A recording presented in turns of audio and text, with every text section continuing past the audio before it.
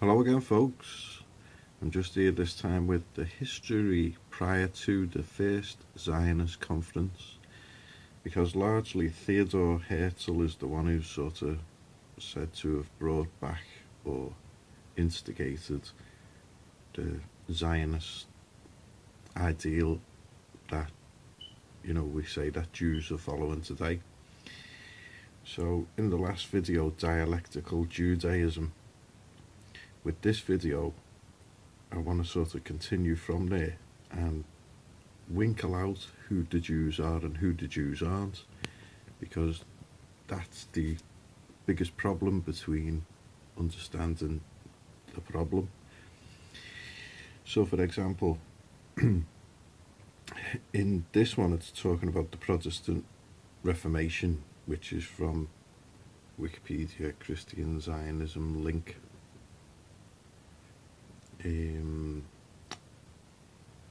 So that's a point on the Wikipedia page, and it says Christian advocacy of the restoration of the Jews in Palestine was first heard following the Protestant Reformation.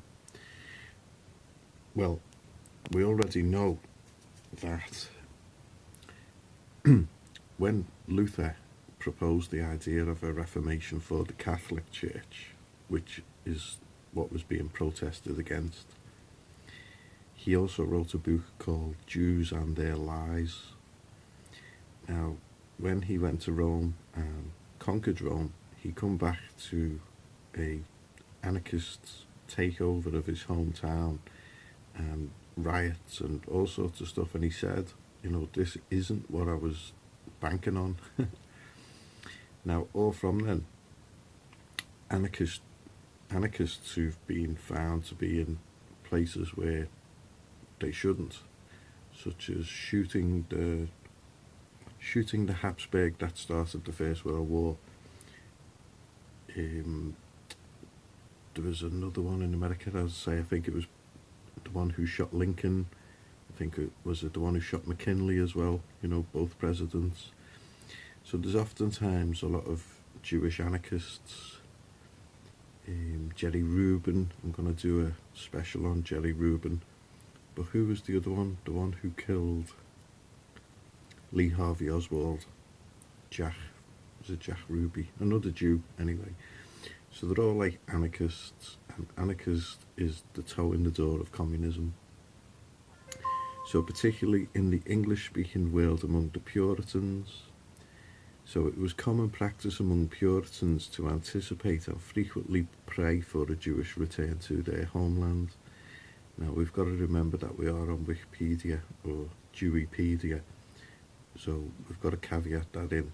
But let's just take it on face value, and then we can deconstruct from there and match what matches and find what mismatches. You can't analyse information if you're not going to analyse information. So John Owen.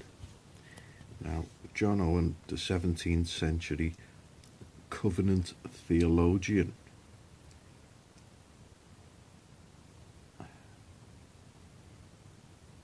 For example, wrote, "Moreover, it is granted that there shall be a time and season during the continuance of the kingdom of the Messiah in this world." Well, Jews don't have a Messiah, so straight away Jewish Zionism as opposed to Christian Zionism. Just at that juncture in this sentence, and I'm not saying in his time or anything, it's a large generalization, but from the verbiage what's there, he's talking about the kingdom of the Messiah in this world, wherein the generality of the nation of the Jews all over shall be called and effectively brought unto the knowledge of the Messiah. So in the studies of Jews and Judaism, there are such Jews as the Kaifeng Jews, the Mission Jews of China, where when the Jews encountered the Kaifeng Jews, these Jews were practicing an old version of Judaism, at least according to Jews. Now the thing is about Kaifeng, that's where the story of the water margin, or the heroes of the marsh, like, it's famous. It's one of the three literary treasures of pre-communist China. That's what it's called. The other two being written by the same author, Romance of the Three Kingdoms, and The Journey to the West, where Monkey, the equal of heaven, and the Buddha, or the monk who was following the Buddha to be a Buddha, was going to the West to get the sacred scriptures of Buddhism. So we're sort of dealing in the similar realms of spiritualism and religion and philosophy. And okay, so let's just carry on. So shall be called and effectively brought unto the knowledge of the Messiah, our Lord Jesus Christ, with which mercy they shall also receive deliverance. Now, receiving deliverance from their captivity, restoration, and unto their own land, with a blessed flourishing and happy condition therein. And John Gill, whoever he is, an English Baptist, a Calvinist, to affirm Calvinist Scientology. What's that? SCTERICOLCGY. What the heck? But what I was going to say there about, where was it? With the mercy they shall receive the deliverance from their captivity, restoration until their own land.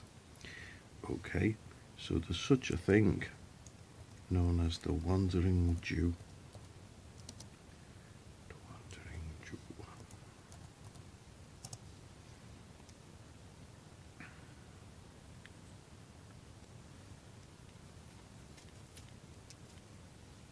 The Wandering Jew. Right, so they're saying that this is in the 17th century, which is basically the 1600s. But there was a film, The Wandering Jew, from 1923. So the Wandering Jew is a mythical, immortal man whose legend began to spread in Europe in the 13th century. So that's largely after, or during, the expulsion in England and the Alhambra decree in Spain and Portugal. Well, I guess they'd be the two that most people are familiar with. So the original legend concerns a Jew who turned to Jesus on the way to the crucifix and was then cursed to walk the earth until the second coming. The exact nature of the wanderer's indiscretion varies in different versions of the tale as to aspects of his character. Like, could be speaking about all Jews quite easily in the story. Sometimes he is said to be a shoemaker or other tradesman, while sometimes he is the doorman at Pontius Pilate's estate. Well, they do say that the Romans stabbed Jesus in the side with the spear, but it's known that Jews do dress up, certainly as Muslims, when they go around bombing the likes of the King David Hotel and such. The earliest extant manuscript of the legend is the Flores Historiarum by Roger of Wendover, where it appears in the part of the year 1228 under the title of the Jew Joseph, who is still alive awaiting the last coming of Christ. At least from the 17th century, the name Ahasver has been given to the Wandering Jew, apparently adapted from Ahasuerus, the Persian king, in the Book of Esther. And the Book of Esther is the story when the Jew's daughter got favour with the king and had the Persian prime minister beheaded. And it's definitely one that you can look up. There are summary versions that you can look up on YouTube. They're quite, they depict the story relative enough, you can soon match it to what you see going on if you know your Jews.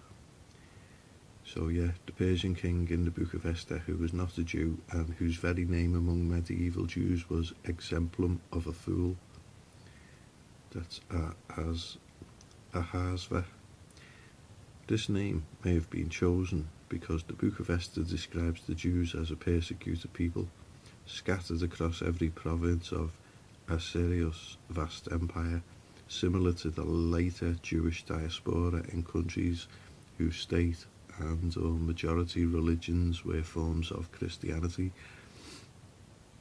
A variety of names have since been given to the wandering Jew, including Mattathias, Buttideus, Paul Moraine, and Isaac Lachwedim, which is named for him in France and the Low Countries, being Belgium, Holland, in popular legends as well as in a novel by Dumas. So Dumas is a mixed race, and he wrote such novels as The Three Musketeers.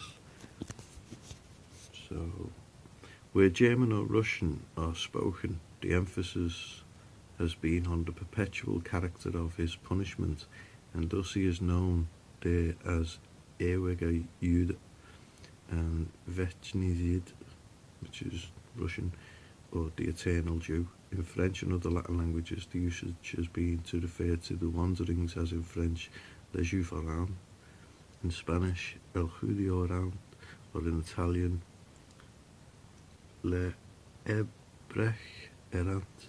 Oh, is that the word for Jew in Italian, lebrech? And this has been followed in English from the Middle Ages as the wandering Jew. In Finnish, he is known as Jerusalemin Sutari, the shoemaker of Jerusalem, implying he was a cobbler. So you can have a look at that yourself because it's quite a long link.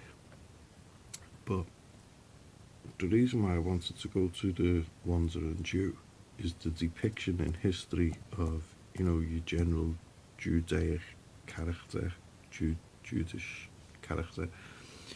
So there's another depiction. The Shylock in William Shakespeare's play, Merchant of Venice, where the Jew sells a loan to the merchant of Venice, or one of the merchants of Venice, because he's going to make a lucrative deal.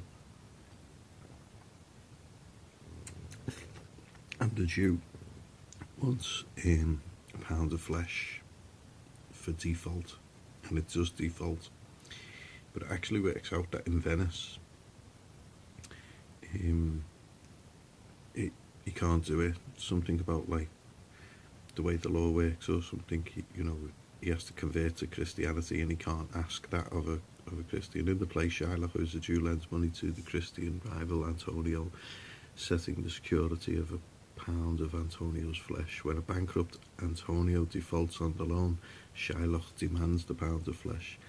The decision is fueled by his sense of revenge for Antonio, previously insulted, physically assaulted and spat on him in the Rialto, the stock exchange of Venice, dozens of times, which was probably common practice because, they're a foreign entity and not unwanted and unwelcome, but they make their ways in somehow, and stuff happens. So he was called upon to borrow money to Antonio. He's borrowed money to Antonio. That's how much, he must have hated him. So suddenly Antonio's bankrupt. Classic Jewishness, isn't it? You're borrowing money off the Jew, and then all of your enterprise goes skew and then you're indebted to the Jew. Like Palestine was the British and Palestinian mandate, and the Jews sought refuge from the Allies, and the Allies helped them to get to Israel, or British Palestinian mandate, and so the Jews blow up the British Palestinian Mandate government building and hang some of the soldiers, the two sergeants, amid a vast wave of terrorist attacks by Jews. So, you know, there's something of a likeness that Shakespeare was commenting on.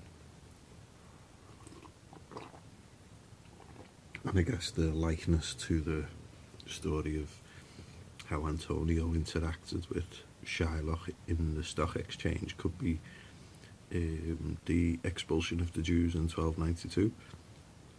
You know, they like to have control and power and all sorts of stuff. So, Shylock's rage and hardened his resolve for revenge. In the end, due to efforts of Antonio's well-wisher Portia, Shylock is charged with attempted murder of a Christian, carrying a possible death penalty, and Antonio is freed without punishment. Shylock is then ordered to surrender half his wealth and property to the state and the other half to Antonio, which reminds me of the wind that shakes the barley, the movie about the Michael Collins story, basically. And in there, in the court scene, this is during the Free Island, the Irish Free State, which lasted for about 3 years. In the courtroom, the judge holds the moneylender guilty because he's trying to impress the Shetar. He's trying to levy stuff that doesn't belong to him, but he's saying, well, it was in the deal. Well, the deals have changed now because it's the Irish Free State and the Irish people are free. So the judge actually says to the moneylender, you now have to give the person who's borrowed the money their full amount that they borrowed with interest and pay the court costs, which he refuses, and then goes off and sells the dodgy side of the IRA, all the arms, and that's how, you know, Michael Collins ends up getting assassinated when De Valera comes back from New York, where he's got loads of money now and loads of plans how the Irish are going to live. It just so happens that, you know, New York is a bit of a haven, which I can easily demonstrate. I think that's the beautiful thing about the internet, isn't it? Everything's demonstratable. You know, I hear that the teachers are having some really bad problems with the children now because the Jewishness that they're trying to sell the kids. The kids are looking it up on the internet and going, no, sir or miss, you know, you're wrong. Like it's not that at all.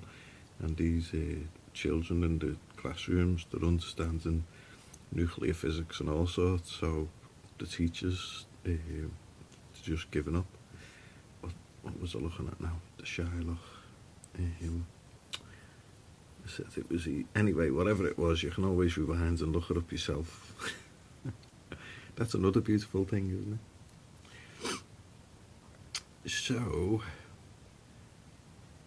John Owen, was he the one from the pub? No.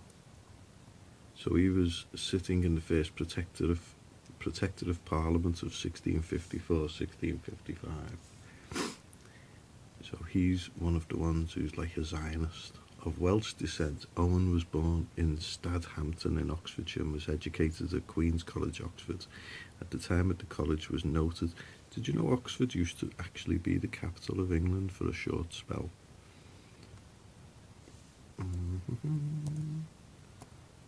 Oxford capital. There's been a few, but Oxford is totally like the university and everything linked to the university, the book press. Yeah, 7 things you didn't know about Oxford. I mean, it's an important town. I once actually got snowed in there, giving a lecture at the university on trust law, as you do.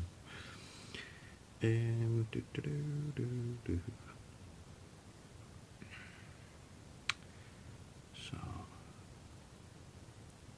Owen was driven from Oxford by Laud's new statutes and became chaplain and tutor in the family of Robert Domer, and then in that of Lord Lovelace, At the outbreak of the English Civil War, he sided with the Parliament and thus lost both his place and the prospects of succeeding to his Welsh royalist uncle's fortune. For a while he lived in Charterhouse Yard. Charterhouse has a history. Troubled by religious questions, his doubts were removed by a sermon preached by a stranger in the church of St. Mary Aldermanbury, where he had gone intending to hear Edmund Calamy the Elder. His first publication, The Display of Arminianism, Synergism, 1642, was a spirited defence of Calvinism, monism. It was dedicated to the Committee of Religion and gained him the living of Fordham in Essex, from which a scandalous minister had been ejected. At Fordham he remained engrossed in the work of his parish and writing only the duty of pastors and people, distinguished until 1646, when then the old incumbent dying, the presentation lapsed to the patron who gave it to someone else. When Owen married Mary Roch, the couple had 11 children, 10 of whom died in infancy. One daughter survived to adulthood and married, and shortly thereafter died of consumption. 18 months later, he married Dorothy D'Oyley, the wealthy widow of Thomas D'Oyley, a member of the landlord's family. So the Oxford student. During the English Civil War, Oxford served as the capital of England, after Charles I was expelled from London by Oliver Cromwell's parliamentarian forces. See, I told you I was right. But back to Christian Zionism and these cats who were involved in it. So John Gill, I don't think it was, maybe it was John Gill. One of them, anyway, he comes from like a pub setting, but yeah, this isn't John Gill, I think. Kettering, Latin, learned Greek. So he'd learned Latin classics and learned Greek by the age of 11. He continued self-study in everything from logic to Hebrew, his love for the latter remaining throughout his life. At the age of about 12, Gill heard a sermon from his pastor William Wallace on the text, "And the Lord God unto Adam, and said unto him, Where art thou?" The message stayed with Gill and eventually led to his conversion. It was not until 6 years later that he made a public profession when he was 18. So his first pastoral work was an intern assisting John Davis at Chaim Ferrers in 1718 at age 21. He became a pastor at the Strict Baptist Church at Goat Yard Chapel, Horsley Down, Southwark, in 1719. His pastorate lasted 51 years. In 1757, his congregation needed larger premises and moved to Carter Lane. No, so that's not him either. Anyway, one of them come from a pub somewhere. Let's see if I can find which one it was.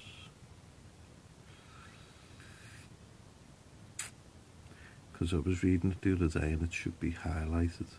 Dispensationalism.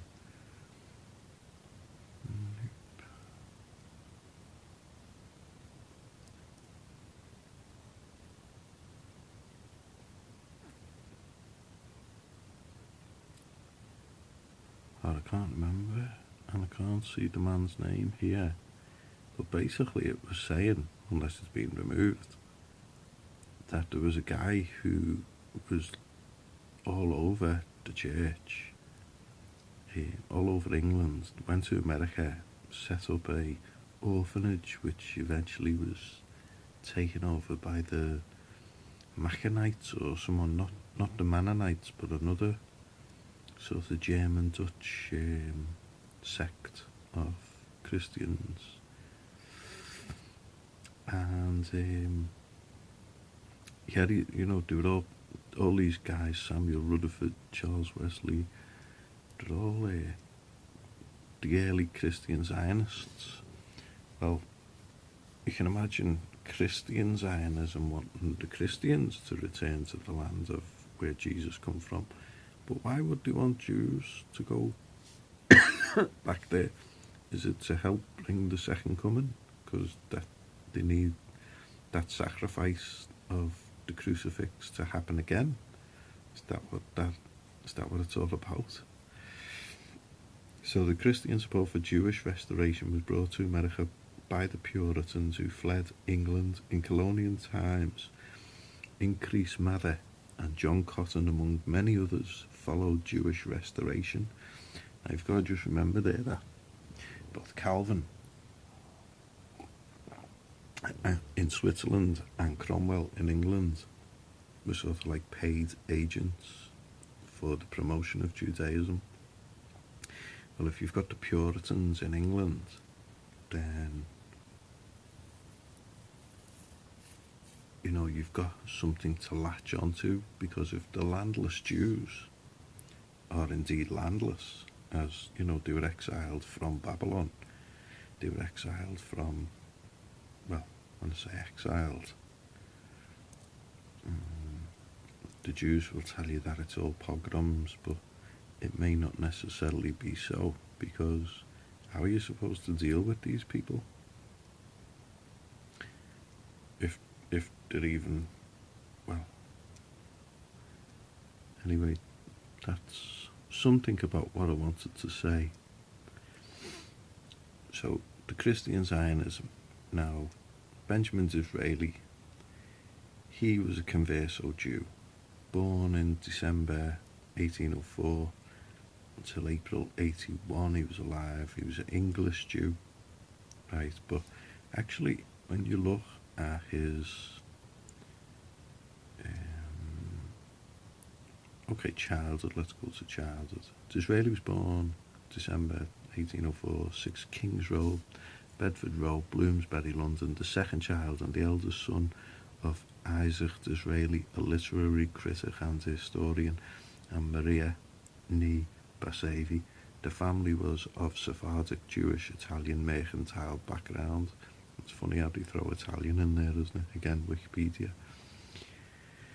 All Disraeli's grandparents and great-grandparents were born in Italy. Isaac's father, Benjamin, moved to England from Venice in 1748. Disraeli later romanticised his origins, claiming that his father's family was of Grand Spanish and Venetian descent. In fact, Isaac's family was of no great distinction, but on Disraeli's mother's side, in which he took no interest, there were some distinguished forebears. Historians differ on Disraeli's motive for rewriting his family history. Bernard Glassman argues that it was intended to give him status comparable to that of England's ruling elite. And Sarah Bradford believes his dislike of the commonplace would not allow him to accept the facts of his birth as being the middle class and undramatic as they really were. Disraeli's siblings were Sarah, Natal, Ralph, James. He was close to his sister, blah blah blah. Right, so the reason I've gone on to him,